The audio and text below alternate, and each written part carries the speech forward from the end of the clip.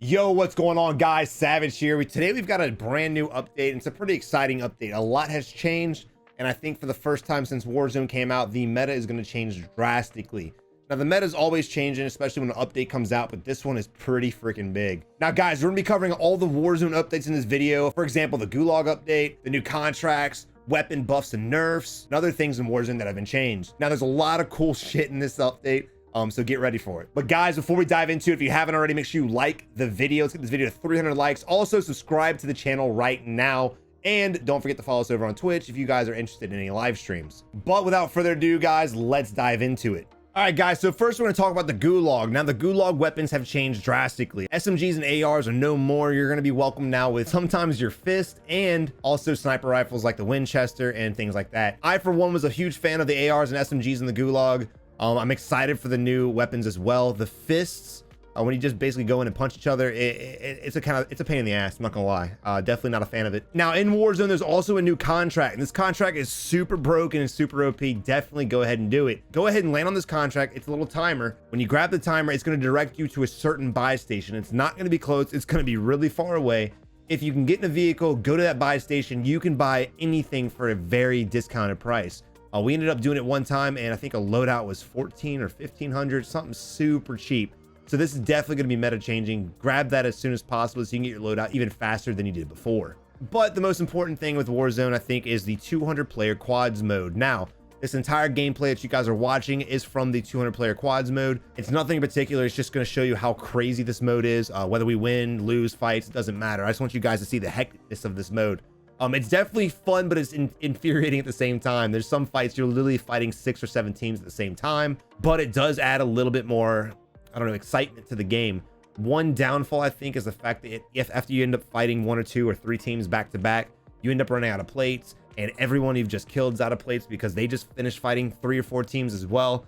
So the plate system's a little messed up right now. I just feel like I was running around with plateless the whole time. But with that being said, the game mode is fun. It is pretty exciting, and it does, again, kind of fill in those slow points of the map. So basically your early game is usually hectic, your late game is usually hectic, but that middle is always kind of just drawn out. Now when it comes to mid game, you're literally around 150 to 100 players, so it's still pretty crazy. Circle rotations are completely different now. Playing the edge is not a smart idea. You will get shit on by 6 teams at the same time. Sending yourself in the circle, same situation, but we'll cover the new 200 person strategies in my upcoming videos. But on the Warzone map, there is a new tactical equipment, and that is the new spotter scope. Now guys, the spotter scope is really broken if utilized correctly. So basically, as a sniper, I always tell you guys, don't use thermals. It's going to hinder your sniper play. It's going to hurt you in the long run. But now you don't need thermals on your sniper. You can literally just pick up this tactical equipment. That's a spotter scope. It zooms in, it tells you the distance that the enemy's at, and you can turn it to thermal. Now, when it comes to spotter scope, even though it's a tactical equipment, you can't go ahead and put it in a class. It is not available as far as custom classes is concerned. It's a Warzone specific item. Again, guys, if you're a sniper, and get ready to be a sniper because these snipers are absolute broken right now, and it's going to be the new meta.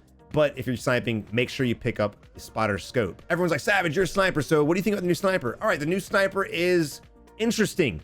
I'll go ahead and tell you guys, it is very, very interesting. So here we have the Rytec AMR. This weapon's pretty badass. When it comes to ammunition, the explosive 5R rounds are amazing. Literally just sniping somebody and watching their body explode is just gratifying. It's also a blessing when you're shooting at vehicle. If the vehicle has a trophy system and you shoot the explosive rounds at it, it's going to annihilate that vehicle relatively quick. And the trophy systems will not protect the vehicle from the explosive rounds. I leveled it up to use only what I need. Which is basically this build right here.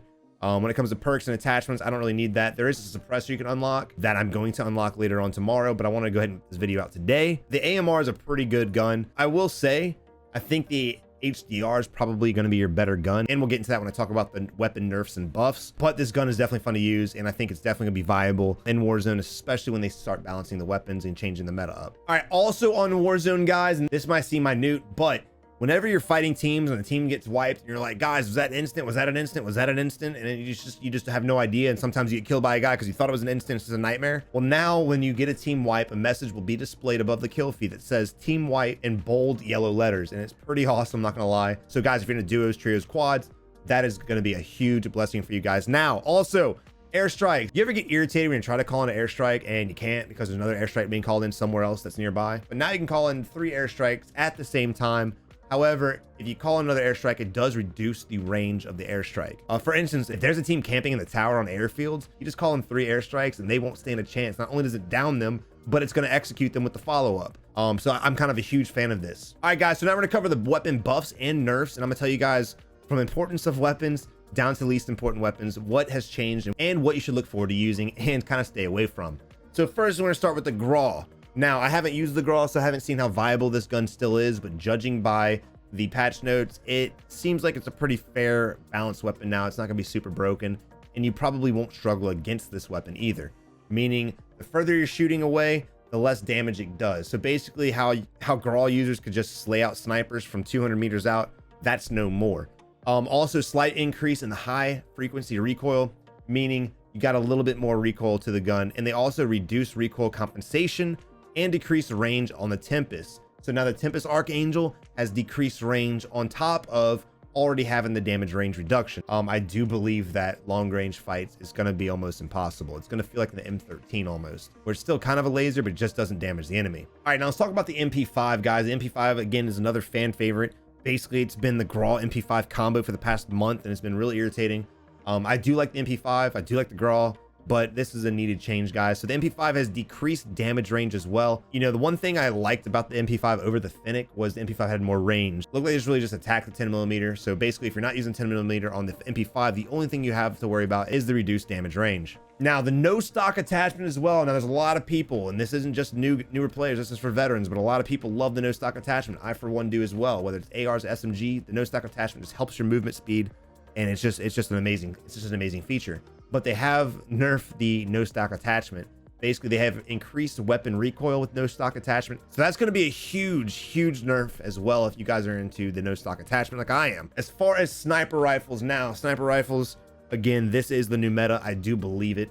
I did experience that today as well, especially in the 200 player mode. Snipers are everywhere. But the AX50 got a huge buff with increase of range. However, even though I do prefer the AX50, the HDR got the god tier buff. When it comes to HDR, you're going to love it and you're going to hate it. You're going to slay out with it and you're going to get wrecked by it. Basically, the HDR now one-shots lower torso at any range, meaning you don't need a headshot. You don't need a headshot. Just hit him in the lower torso. Guess what? Dead. Instant. I don't know if I prefer the new sniper rifle with the explosive rounds or the HDR, but I mean, the HDR has a faster ADS timing on it. It's got better recoil. It's got longer range. Speaking of snipers, Dragunov also got an increase of ADS speed and recoil returns to the center more. So basically, when you're shooting the Dragunov, it was kind of going up, down, left, right, and it would recenter kind of, but it wasn't perfectly recentered. So it was really hard to predict the recoil and judge where it was going to end up when it came back down. So basically now when it shoots up, shoots left, shoots right, it's going to come back to center for the most part. All right, so talking about DMRs for a second, the MK2 had an increased damage range, and the Kar98 had an increase in ADS and an increase in damage range as well. These two guns are going to be a little bit more viable. You always see people using snipers, but you never see DMRs in this game. And there's really a reason why, because DMRs just basically suck. And then lastly, shotgun slugs. Shotgun slugs got an increase in projectile velocity, so shotguns may be a little bit more viable in Warzone. They also reduced the ADS spread, meaning it's a tighter spread when you ADS, increased damage ranges, and increased lower torso damage. Again, just like the HDR, shoot them in the crotch, it's gonna blow them away. So I really think you're gonna see a huge influx in shotguns. Now, it really depends on how many people watch this video or other videos that mention the shotgun, but I guarantee you the shotgun's gonna be slept on for a few weeks, and then people start realizing how broken this piece of shit is, and they're gonna start utilizing it. But yeah, guys, that's basically it as far as the main core updates. There's a little bit other stuff for multiplayer and things like that, but I'm not gonna cover that because that's not what my channel's about. We're all here about Warzone. Guys, the new 200 player mode is absolutely hectic. I mean, this thing is fucking crazy. Fun, it's infuriating. I love it, I hate it.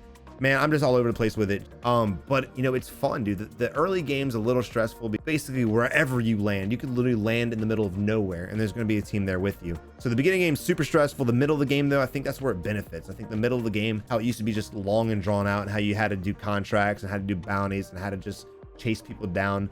That's kind of done away with now if 200 quad stays.